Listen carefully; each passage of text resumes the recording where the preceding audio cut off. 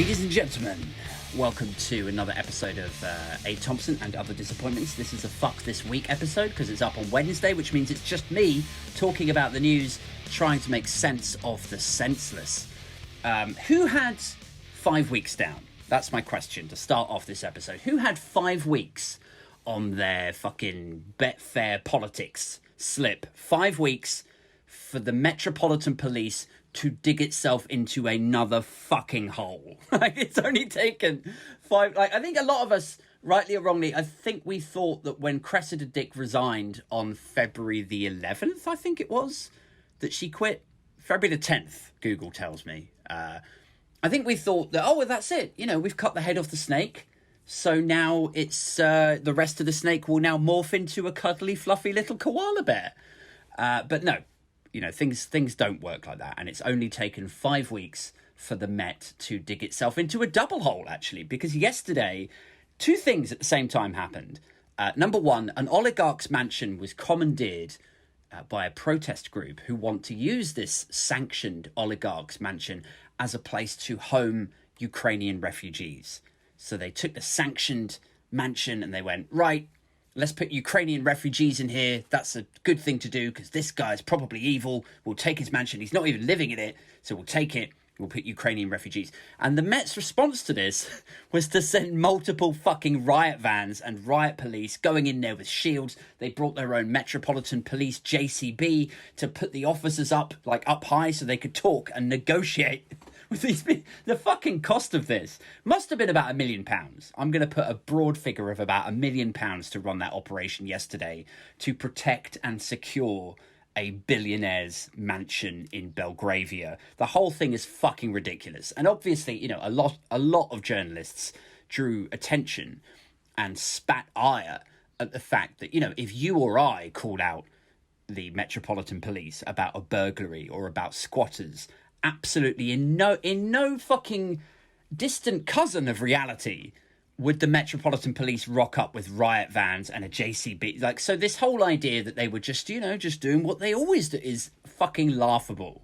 And it adds like insult to injury when you consider that this oligarch who owns the mansion is being sanctioned for criminal activity. So it's kind of, I mean, alleged criminal activity is, you know, it's sort of, why are we protecting this guy's mansion over what, like, how does that take priority over the housing of Ukrainian refugees in a political situation as volatile and sensitive as the one that we're in?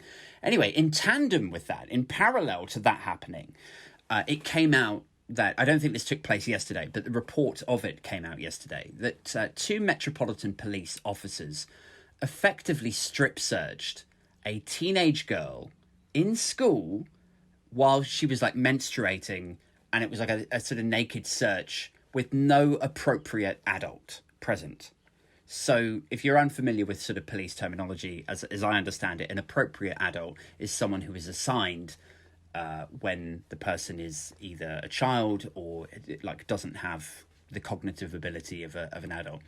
And so that has not, you know, it hasn't just raised eyebrows, it's infuriated people. Because imagine, like, if this was your daughter and she was 13 years old, whatever you're suspecting her of, we don't know the details of it, but whatever you suspect her of, how in the name of fuckery are you in a situation where you are strip searching children at that age while they're menstruating? It's like these 2 stories are rising up at the same time on the same day after Cressida Dick has resigned. Just speak to this idea that this is a police force that is completely out of touch and completely out of control. I mean, look, we don't have to go too far back, I don't think, to land at the rich tapestry of fuck-ups of the Metropolitan Police.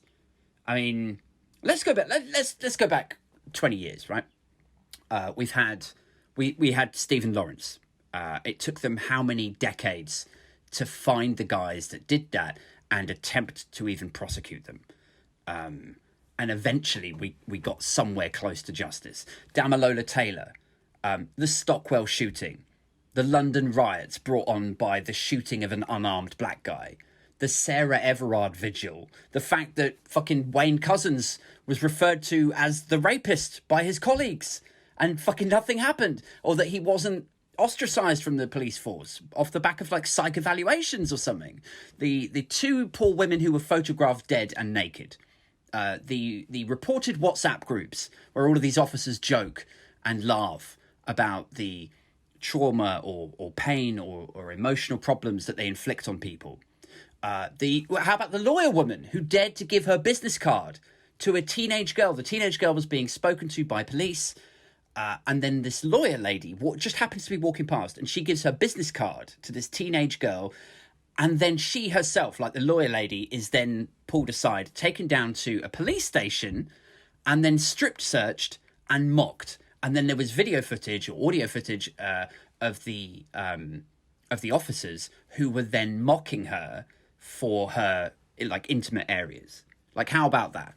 How about the inability to investigate the Conservative Party for its corruption, for its threatening to defund local authorities if they didn't support the fucking world king? Do you remember that? That was only about a month ago, or 6 weeks ago, when they were like trying to whip people into supporting him with Partygate. They were like, well, you know, maybe if you don't support the world king Boris Johnson, maybe you don't get any funding for that new school. Like, how about that? They didn't want to investigate that either. How about the inability to investigate the Conservative Party for lying and law breaking with regard to illegal parties that breached its own Coronavirus Act, where other people were suffering from £10,000 fines or £15,000 fines? The whole, we don't investigate historical crimes. How about, what else have we got? Like just their obvious one rule for them, modus operandi that they've adopted. Then we've got the Belgravia mansion, the riot vans, the armed police. And now, again, we've got two police officers in trouble for what sounds like them strip searching a teenage girl with no appropriate adult present, no parent. They have, like, here's the wild thing as well. It's like off the back of the Belgravia mansion, I would think, as someone who's sort of relatively media savvy, you know, I don't work in the media any more than you can class this this podcast as being like a product of sitting somewhere vaguely in media. But, you know, for all intents and purposes, I'm a front-end developer. I work in tech and I'm a dad. I know about these things. But in terms of like media and my understanding of how you manage a crisis and so on, I'm pretty much a layman, right? Other than being a bit of a news junkie. But I would think, even with my unqualified discipline of media management and crisis management, I would have thought it would be better to come out and say, we may have been a bit heavy-handed in sending riot vans and a JCB to a Belgravia mansion, and we know that the optics of this don't look great, but actually we were a little bit worried about X, Y, and Z, and through some miscommunications internally, we felt it was more serious than it actually was. And yes, we feel a bit silly, but it was better safe than sorry. That's why we sent in the blah, blah, blah. But they didn't do that at all. What they did is they released a Twitter thread of obvious bollocks, just complete bullshit, and trying to like feed it to people who have a valid concern for seeing like riot vans, resource upon resource upon resource, against the backdrop of a police force that is often so stretched that you could wait like an hour, 5 hours for somebody to turn up when your house gets burgled. So they're feeding you this, but spinning a yarn, going like, yeah, well, you know, we just treated this like we would treat any other occupied private residence. And then we always send JCBs to play. Oh, yeah, I don't know why everyone's getting so het up about it. I mean, this is basic police. This is what we always... It's such utter bullshit. And to be fair, you know, people say a lot of stuff about Dan Hodges. He's a Mail on Sunday columnist. And, you know, he attacks Labour at will for fun a lot of the time, for the sake of it. Even problems with the Tory party are somehow problems with Labour. And you can call into question his judgment about an awful lot. But on occasion, he speaks some truth. And he quote tweeted something yesterday of the Metropolitan Police. And he said something along the lines of that I will never understand the deployment of resources with the Metropolitan Police because they come off with shit like this and expect us to believe that then they're stretched for resources in other situations. And I agree with him on that. You know, there's a lot that he and I would disagree about. But on this, I think he's completely on the money. Ditto with Ian Dale.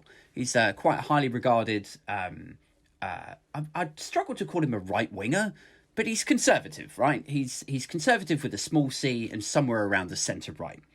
And he quote tweeted the Metropolitan Thread where the Met were trying to explain or contextualise why this was a proportionate response.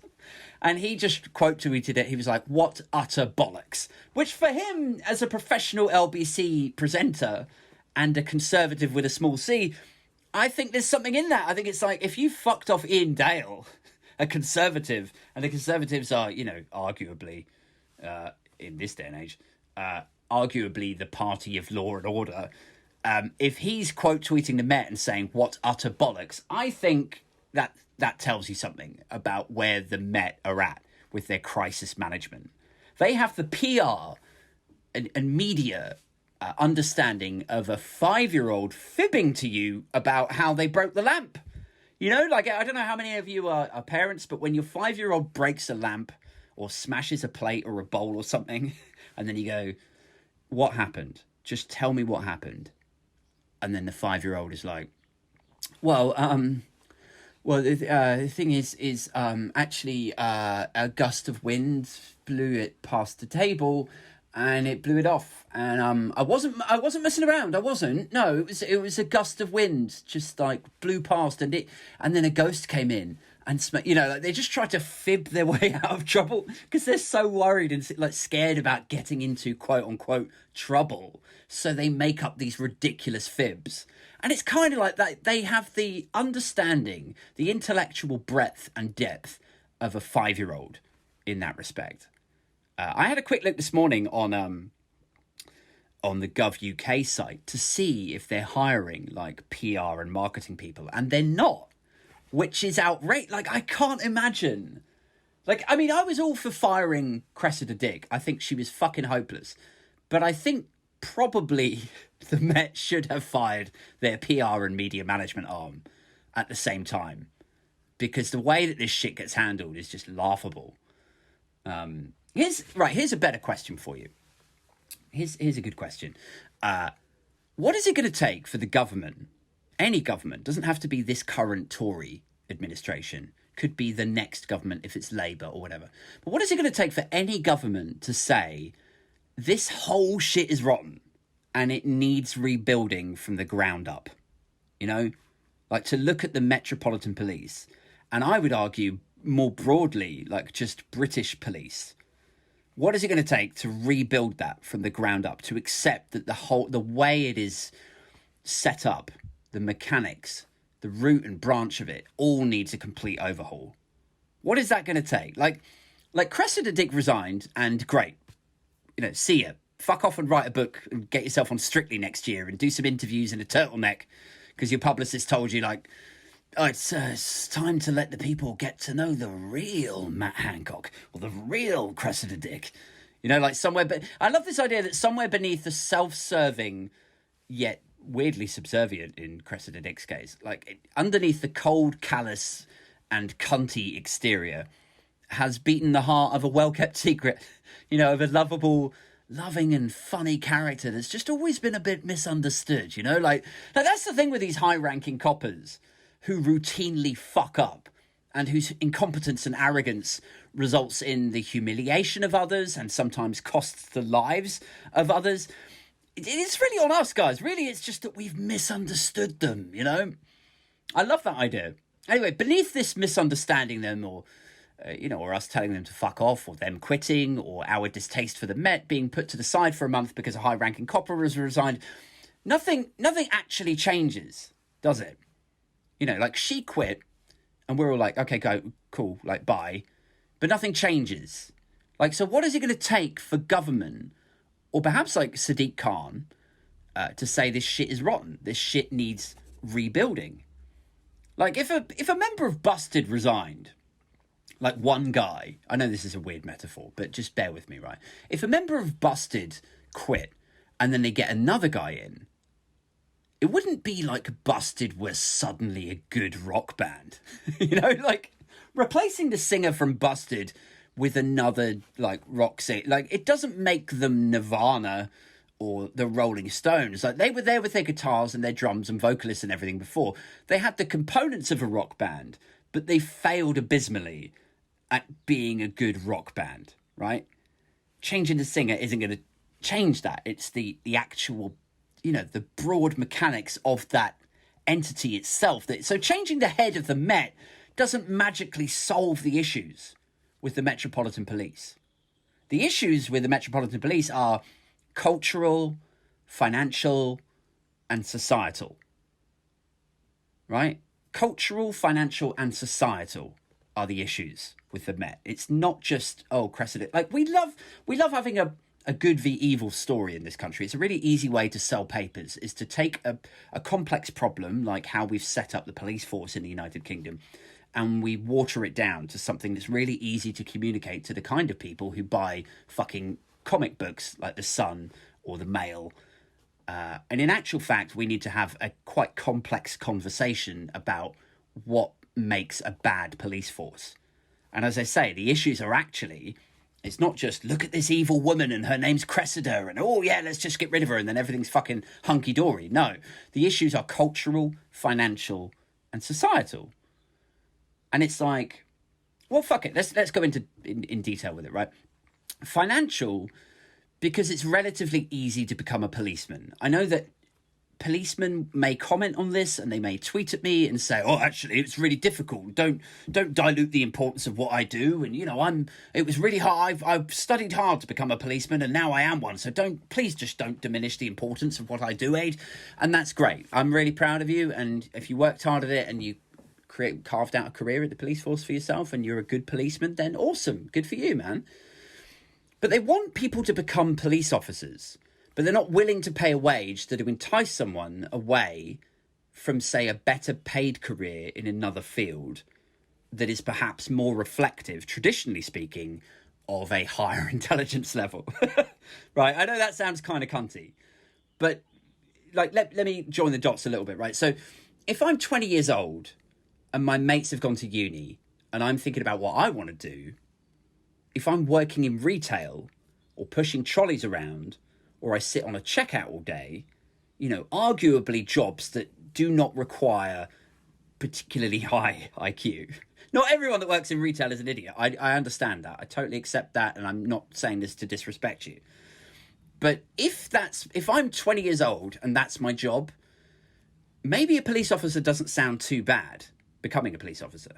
You know, like going from £9 an hour in a shop to 20k a year doesn't sound too bad, right? But without trying to sound elitist or shitty, you have to wonder what sort of person you're attracting into the force there, right? If you're opening entry, alluring, attract as many candidates as possible, if your beginning pitch to people is 20 grand a year, what kind of person are you attracting in? Because the people who can earn more, who have the intelligence or the drive or circumstances or privilege or whatever to do jobs that pay more than that, will go off and do the jobs that pay more than that. They'll go off into grad schemes. They'll go off into apprenticeships. They'll try to get hired into a bank. They'll do this. They'll do that. They're not going to be enticed by 20 grand a year into the police force. They're just not.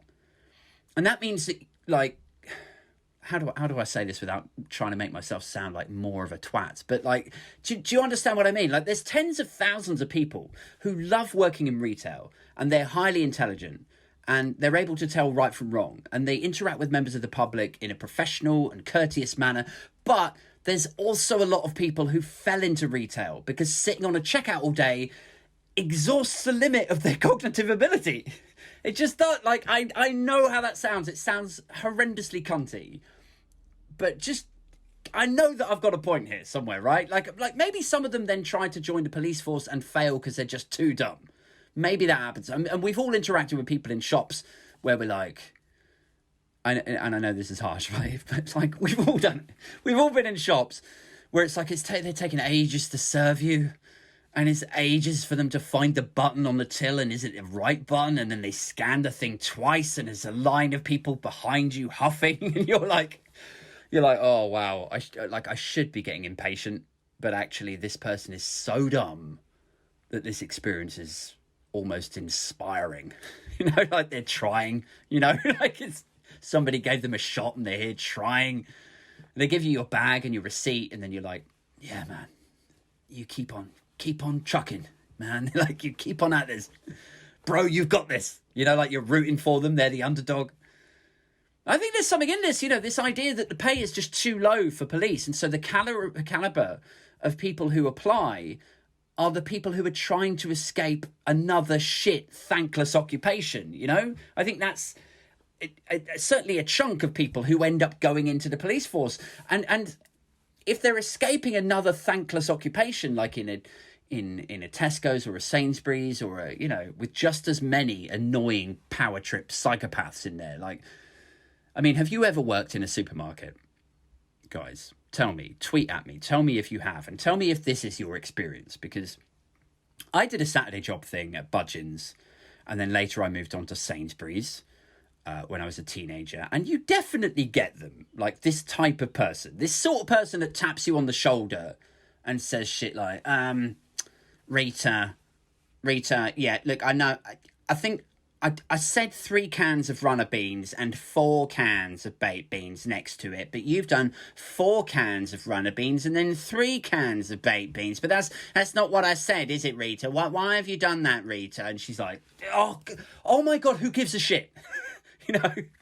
And then they're like, well, that's the wrong attitude, Rita, and that's why you're not the duty manager, Rita. Like it's performative power trip pricks. Is that your experience? Like, have you guys worked in supermarkets, and was that your experience of it too? Not all of them, like by a stretch. I know there's some lovely people that work in supermarkets, but I think most people who have worked in a supermarket will have worked with 1 or 2 personalities like that. So I don't know, like maybe fuck everything I'm saying. Maybe moving from that to the Metropolitan Police is actually a good career move, like transferable skills. Like in the Police Now Academy, they're like, have you ever worked for a sociopathic prick before? You have? Tesco? Oh, cool, yeah. Well, Tesco's basically our junior boot camp now. So you're going to fit in great. You'll be perfect here, yeah. But I think, like, what I'm saying is that if it was 40 grand starting salary, you would get people thinking, like, well, I could be a trainee consultant on 25k starting and slog it out, or I could be a police officer and actually stand a chance at saving for a flat deposit. You'd get intelligent people, or you'd get more intelligent people in quantity. Again, like I'm not saying people who work in minimum wage jobs aren't intelligent. There's loads of them that have done minimum wage jobs, and they've gone from that and progressed and gone upwards. And there's incredible people who work in minimum wage jobs who they're cool doing that. That's what they enjoy, and that's just enough for them, and that's great. Awesome.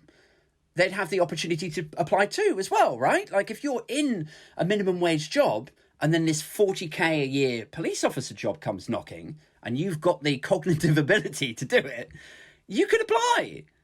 I just mean that if you paid better, you'd have a wider pool of candidates, and it wouldn't be such slim pickings where you're like, like the police recruitment guys are like, well, we put the flyers out, we did the TV adverts, and everything said 21k starting salary, and and then the guy's like, yeah, and what happened? Where's all the candidates? They're like, well, you're looking at them. This is it. This is all the candidates you managed to do. Yeah.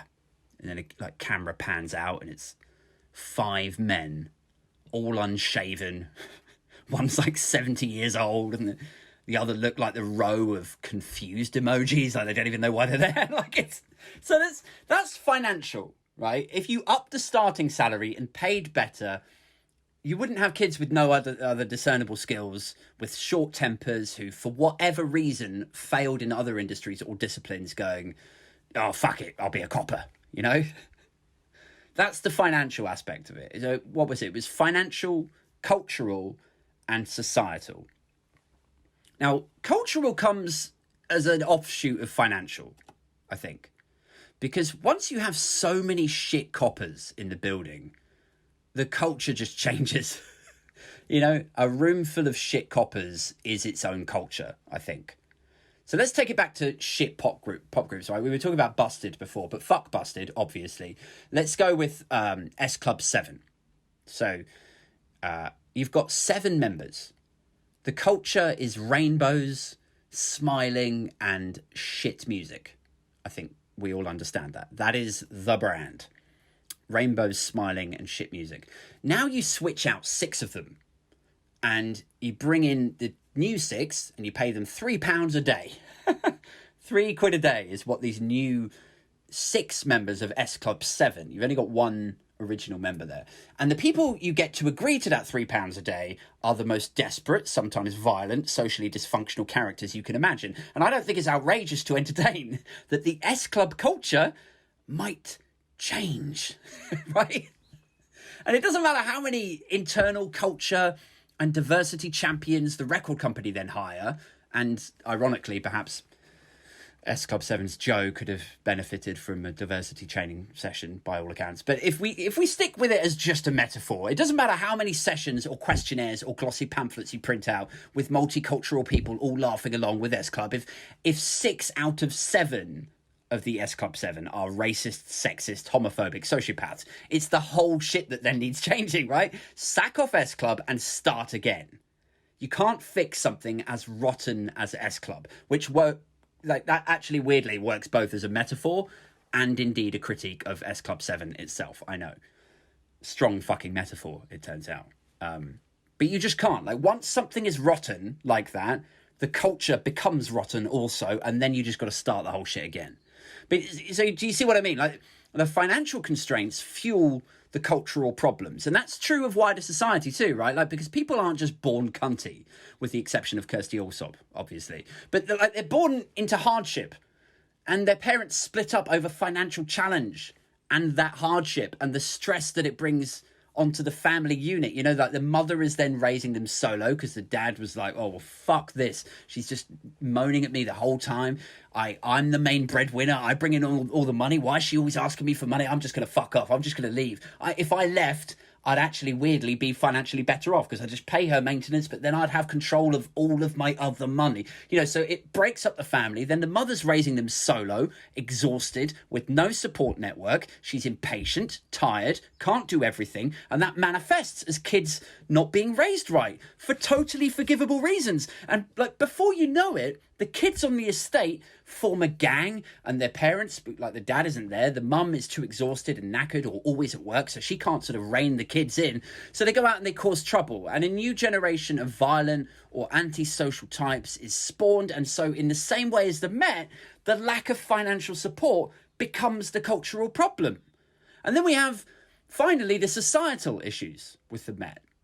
But the people out in society, you, me, your mum, your fucking mum, mate, your employer, whoever, right? And our perception of the Met or of any police officer, right? The societal issues with the Met come from both of the aforementioned issues, right? So imagine financial and cultural. So it starts with a lack of funding. It becomes a cultural problem that can't be fixed by just sacking the commissioner. And then it bleeds out into society. The way that they behave, the culture that they've created, then bleeds out into society. And then we build this model in our heads of what the police is, like our perception of the police. And so for most of us, then we have this idea, I think, that the police are a force who are there, broadly speaking, to protect the public. So like if you murder someone, they'll investigate, and odds on they'll figure it out. And you'll get prosecuted and so on and jailed. And if you ram raid a jeweller's or kidnap and hold someone for ransom, they'll eventually figure that out, and they'll do a press release, and there'll be a podium, and they'll say shit like, well, this is what happened. Officers collected evidence through a range of surveillance operations, and then at 5:20 this morning, the suspects were apprehended and charged, you know, and that sort of stuff, right? And then we accept and respect the police for that stuff. This is our model, our perception that we've built of the police. And it absolutely features, all of this stuff features in that model, right? Protection, solving crimes, detectives. And then there's another part of the model, a big part. And it's the interactions that we've all had with the police which come directly from that culture, which comes directly from that underfunding. And this is where it gets icky. Like I know people, friends of mine, who've got sexually assaulted, and then the coppers turn up and shrug. Like, well, it's his word against yours, love. I mean, there's nothing more we can do. Like that sort of attitude. And I remember me and some friends got pulled over for a drive-by water pistoling. Like a drive-by shooting, but with a super soaker, right? On a baking hot day. It was like 28 degrees. And we were driving around Maidenhead. This is years ago. We were all about, I guess we would have been about 22, something like that. Pretty young. Old enough to know better, but kind of young enough for this, the context of it to be somewhat forgivable. Really hot day. 22-year-old kids in a car driving around, spraying out the window. And the two people we did it to, we only did it to a couple. The two people we did it to laughed because it was a hot day and actually being sprayed with a water pistol was kind of nice in a weird way. And it was like there was a sort of parody element to it. We were driving around in this like lowered Peugeot 306, I think it was, with hip hop blasting out of it, probably looking a little bit gangster. But then out comes this water pistol. It's kind of silly, like the juxtaposition of the two. It was kind of silly and stupid. But unfortunately, a police car saw it and pulled us over. And fuck me gently, you would have thought we were the getaway car from a heist or some shit. The policeman was shouting, abrupt. If we asked questions about what we were supposed to do next, what documents the driver has to show, the responses to him were like curt and snappy, and just the anger level was totally disproportionate. Like that context again, just remember, 4 kids in a car driving around with a water pistol on a hot day. And this guy is behaving like he's quote unquote bad cop across the desk from a fucking drug kingpin or some shit, Like, is someone filming you do this? Is there some reason you're being this shouty and commanding and angry? And, it felt like he was auditioning for something. It felt like he was kind of showing off maybe to his partner. And I don't know. It's something so weird about it. And as I say, incredibly disproportionate. And so it's that stuff. It's this societal perception of what the police actually is. And you could sort of follow that example back, couldn't you? You could say like, okay, well, look, he is being disproportionate. He's not protecting anyone at that stage. What he's trying to do is effectively punish us, and that's not his job. So is this a cultural thing?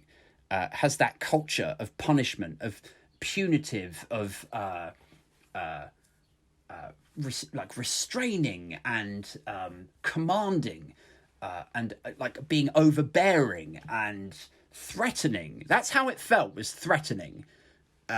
Is that culture of that a direct result of underfunding? Like, all of these things are linked. Like, had they paid more and hired in at a higher caliber of person, of candidate, where they were open to dealing with members of the public in a proportionate and respectful way, then would that interaction have ever taken place? And would my perception, would the societal perception of the police be built in the way that it is in my brain now off the back of that interaction?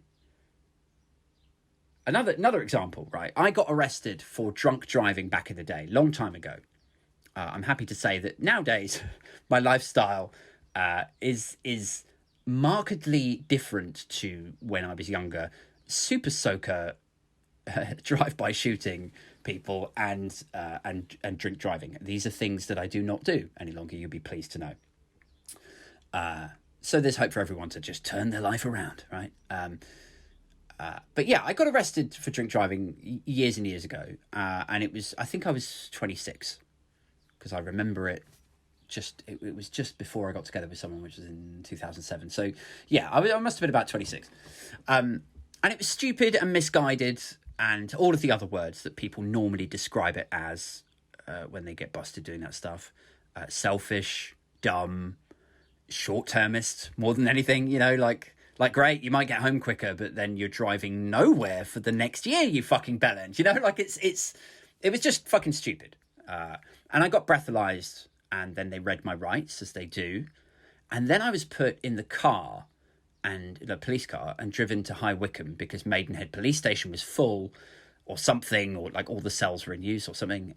Because at that time, I think Maidenhead still had some fucking nightlife and some spirit in it. Like now it's just boarded up units and pound shops and rubble where they've leveled where some bars used to be. Like now if I was in Maidenhead, ironically, I'd probably need a drink and I'd grab my fucking car keys to get the fuck out of there. But be that as it may, let's try and stay on point. At the time, arrested, put in a cell. And then here's where it got a bit weird. It's like a few hours later, they re-breathalyze you. And by that point, I'm under the limit. And so they give me a lift back to my car, which is about 20 minutes away. And in the car on the way there, they're basically mocking me, like asking me what I'm doing that day. And I said I was DJing for kids' parties at the bowling alley, because that's what I used to do. On a Sunday, I would do like the birthday parties and the games that they do in there. And I take requests. And anyway, as I say this, I'm DJing for kids' parties at bowling alley.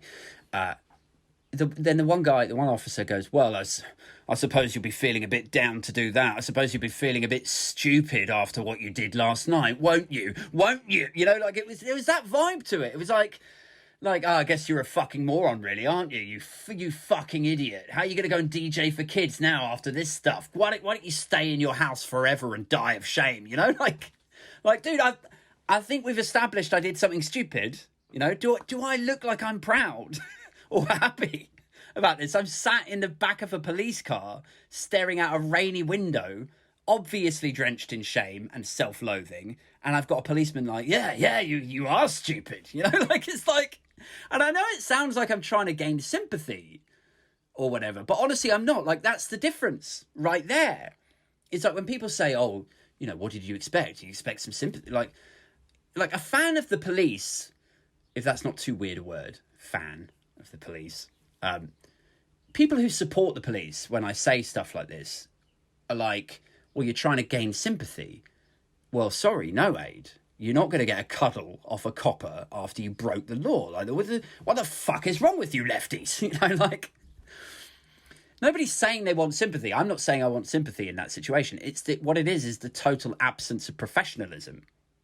It's not this guy's job to judge.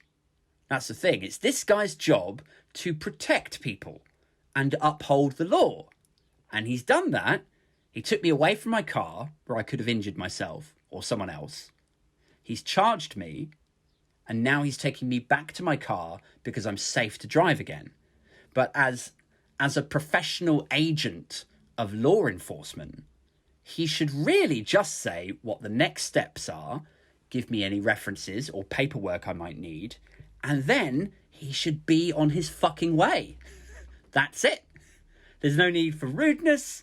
There's no need for some sort of assertion that I should be embarrassed or ashamed, or certainly no need to pull my profession or my job, or suggest that I would not be fit to work, or, you know, there's a real sort of, taking pride in belittling the person in the back of the police car. You know, so he should just be on his way. He should just give the paperwork that I need and make sure I'm safe, obviously, that I'm no longer a danger to anyone. But that's the end of it. That's it.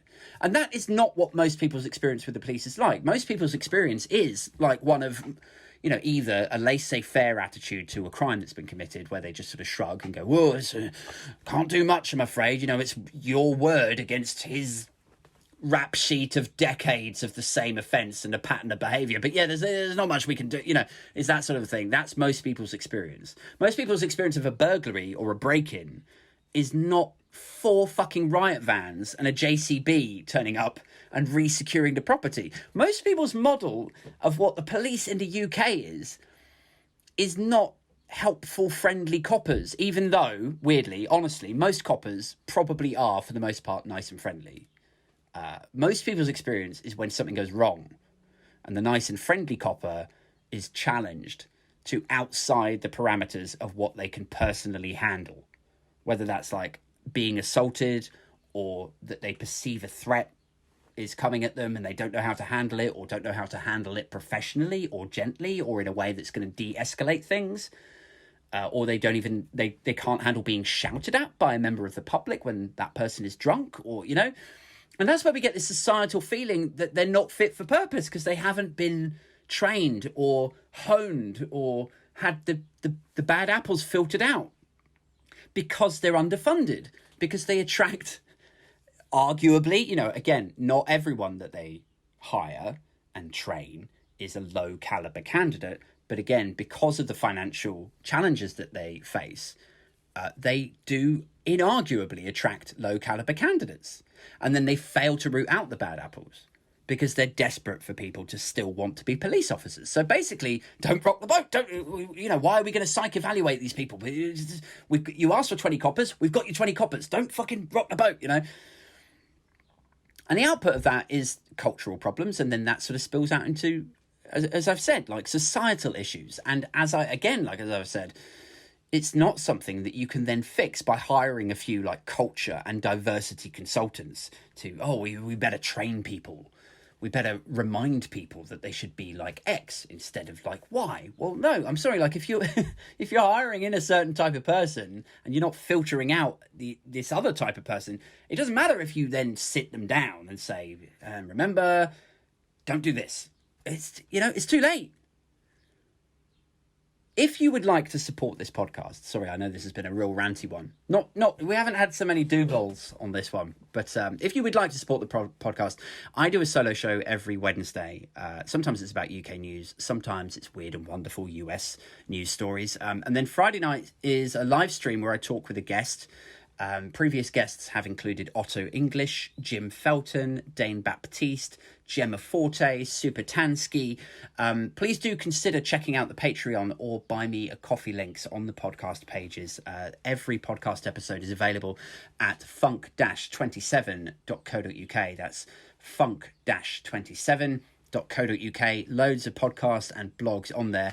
You aren't compelled to donate anything. Obviously, it's all free to watch and enjoy. And I know we're all struggling a little bit now, but if you are in a position to support the fastest growing podcast to have ever emerged from inside this shed, then a coffee or beer would be fantastic.